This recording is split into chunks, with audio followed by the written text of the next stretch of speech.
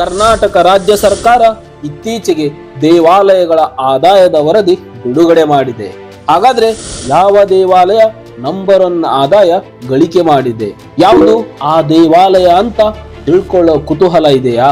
ಅದು ಯಾವ ಜಿಲ್ಲೆಯಲ್ಲಿದೆ, ಯಾವ ಊರಲ್ಲಿದೆ, ಒಂದು ವರ್ಷಕ್ಕೆ ಎಷ್ಟು ಕೋಟಿ ಆದಾಯ ಅಂತ ಗೊತ್ತಾ? ಅಷ್ಟಕ್ಕೂ ಯಾರು ಅದು? ಇಡೀ ಕರ್ನಾಟಕದಲ್ಲೇ ನಂಬರ್ 1 ಶ್ರೀಮಂತ ದೇವರು. ಬನ್ನಿ ನೋಡೇ ಬಿಡೋಣ.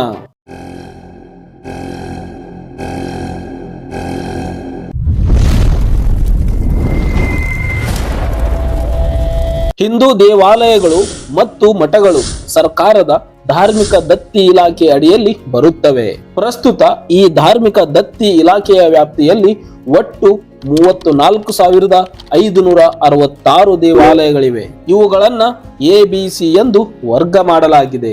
ಎ ವರ್ಗದಲ್ಲಿ 205, ಬಿ ವರ್ಗದಲ್ಲಿ 193, ಸಿ ವರ್ಗದಲ್ಲಿ 34,168 ದೇವಾಲಯಗಳು ಇದಾವೆ. ಈ ಇಲಾಖೆಯಲ್ಲಿ ಬರುವ ದೇವಾಲಯಗಳ ಆಡಳಿತವನ್ನು ಸರ್ಕಾರವೇ ನೋಡಿಕೊಳ್ಳುತ್ತೆ. ಹಾಗೆ ಇವುಗಳ ಆದಾಯ ಸಹ ಸರ್ಕಾರಕ್ಕೆ ಸೇರುತ್ತೆ. ಧಾರ್ಮಿಕ ದತ್ತಿ ಇಲಾಖೆಯ ವ್ಯಾಪ್ತಿಯ ದೇವಾಲಯಗಳಿಗೆ ಬರುವ ಭಕ್ತರ ಅನುಕೂಲಕ್ಕಾಗಿ ಸರ್ಕಾರ ಮೂಲ ಸೌಕರ್ಯ ಕಲ್ಪಿಸಲು ಆದ್ಯತೆ ನೀಡುತ್ತೆ. ದೇವಾಲಯಗಳಲ್ಲಿ ಕುಡಿಯುವ ನೀರು, ಅನ್ನದಾಸೋಹ, ವಸತಿ ಸೌಲಭ್ಯ, ಶೌಚಾಲಯ, ನಾಮಫಲಕ ಅಳವಡಿಕೆ, CCTV ಕ್ಯಾಮೆರಾ ಸೌಲಭ್ಯ ಹೀಗೆ ಮೊದಲಾದ ಎಲ್ಲ ವ್ಯವಸ್ಥೆಯನ್ನು ಕಲ್ಪಿಸಲಾಗುತ್ತೆ.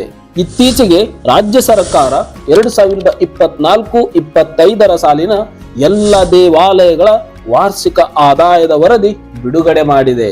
3 ವರ್ಷಗಳಿಂದ ವರ್ಷದಿಂದ ವರ್ಷಕ್ಕೆ ದೇವಾಲಯಗಳ ಆದಾಯ ಹೆಚ್ಚುತ್ತಲೇ ಇದೆ. ಈಗ ನಾವು ಕರ್ನಾಟಕದ ಟಾಪ್ 5 ಆದಾಯ ಇರುವ ದೇವಾಲಯಗಳು ಯಾವ್ಯಾವು ಎಂದು ನೋಡೋಣ. ಟಾಪ್ 5 ಅಲ್ಲಿ ಬರೋದು ನಮ್ಮ ಸವದತ್ತಿಯ ರೇಣುಕಾ ಯಲ್ಲಮ್ಮ, ವಾರ್ಷಿಕ ಆದಾಯ 30 ಕೋಟಿ. ಟಾಪ್ 4 ನಂಜನಗೂಡಿನ ಶ್ರೀ ಕಂಠೇಶ್ವರ, ವಾರ್ಷಿಕ ಆದಾಯ 36 ಕೋಟಿ. ಟಾಪ್ 3 ನೋಡೋದಾದ್ರೆ ಮೈಸೂರಿನ ಚಾಮುಂಡೇಶ್ವರಿ, ಆದಾಯ 50 ಕೋಟಿ. ಟಾಪ್ 2 ಅಂತ ಬಂದ್ರೆ ಅದು ಕೊಲ್ಲೂರು ಮೂಕಾಂಬಿಕಾ, ಆದಾಯ 71 ಕೋಟಿ. ಫೈನಲಿ ಟಾಪ್ 1ನೇ ಸ್ಥಾನದಲ್ಲಿರುವ ನಮ್ಮ ಕರ್ನಾಟಕದ ಅತ್ಯಂತ ಶ್ರೀಮಂತ ದೇವರು ಯಾರಪ್ಪ ಅಂದ್ರೆ ಅದು ದಕ್ಷಿಣ ಕನ್ನಡ ಜಿಲ್ಲೆಯಲ್ಲಿರುವ ಕುಕ್ಕೆ ಸುಬ್ರಹ್ಮಣ್ಯ, ವಾರ್ಷಿಕ ಆದಾಯ ಬರೋಬ್ಬರಿ 155 ಕೋಟಿ.